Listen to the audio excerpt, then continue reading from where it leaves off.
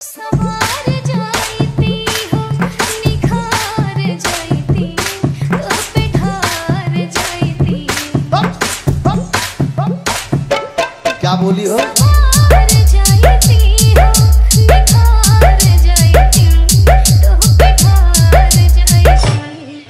हमें तो हरा प्यार के अमृत पी के,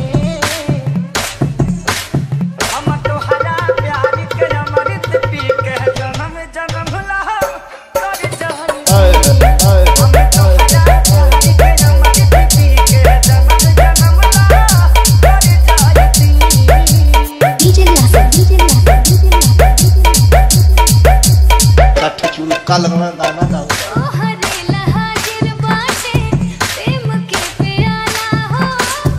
काड़े में हर बात हमसे गजब ऊपर वाला।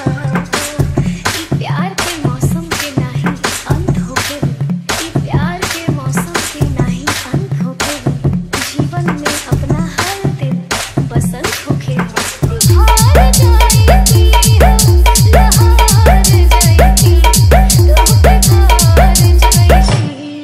हम तो हरा प्यार के अमृत पी के जन्म जन्म ला कर जाई। हम तो हरा प्यार के अमृत पी के जन्म जन्म ला कर जाई। डीजे लासा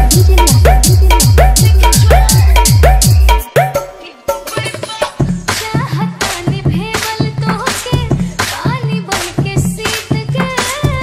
हम हो पिया सलबनी रानी तोहरा प्रीत के।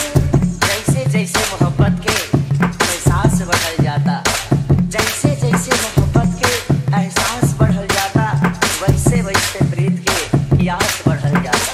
मार जाएगी हो कुछ पार जाएगी जो पिछाड़ जाएगी। हम तो हरा प्यार के अमृत पी के जन्म जन्म ला कर जाई। हम तो हरा प्यार के अमृत पी के जन्म जन्म ला कर जाई। डीजे लासो